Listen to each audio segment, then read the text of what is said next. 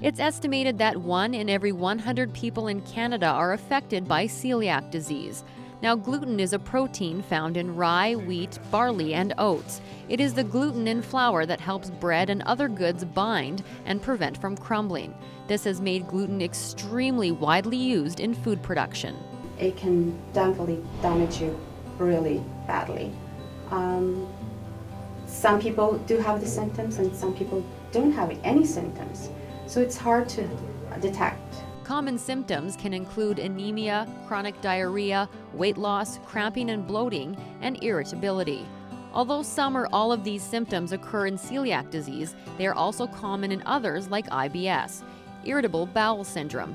That's what happened with Grace. It's been a very long journey for her.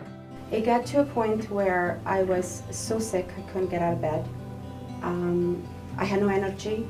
I probably had it all my life, but it was only 4 years ago that I was diagnosed. It has definitely changed my life. I feel great since I cut off the gluten. To finally be able to get out of bed in the morning and not wanted to go back in it, it was amazing. The energy I have now, I probably never had before in my life. Now, Jim Calverley is different from the average person that's diagnosed with this disease. It was just by chance. I had my annual physical. My doctor did a blood test and found out that I was anemic. And after that, they suggested that possibly I should get checked for celiac disease. So I had a biopsy done, and it was confirmed that I did have actually celiac disease. And then it was just a matter of just real quickly Googling everything I could possibly find as to what I could eat, what I couldn't eat, and just taking it a day at a time. Going gluten-free is becoming a family affair. According to new dietitian research, just over 4 million Canadians have made the switch. Of those making the switch, the top reasons are gluten intolerance and supporting a family member with celiac. Some of the challenges for our clients that we see going gluten-free is that they simply just don't know sometimes what to eat. If you take out some of those favorite foods, your regular breads and your pastas, they're left feeling a little stumped for, well, what can I do next? And so the good news is there's a whole range of great gluten-free products on the market.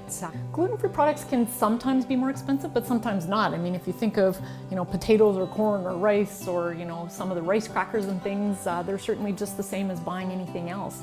When it comes into more of the specialty market, it can be trickier to get that quality. And because it's a smaller industry, let's say, than the traditional baking industry, it's mostly a volume-based thing.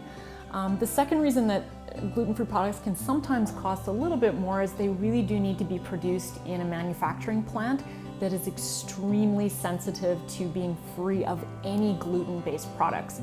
The best way to know if you have celiac disease or a gluten intolerance is to go see a doctor. And ask questions and ask to have blood tests or, seek medical attention. Definitely, that's what we recommend. That's what we tell everybody. There is no known cure for celiac disease yet, but can usually be effectively treated and controlled. It's very important to read the list of ingredients on labels. Processed and packaged foods may have hidden sources of gluten. For example, soups, luncheon meats, even licorice. Education is key. For Go Calgary, I'm Lisa Wolanski.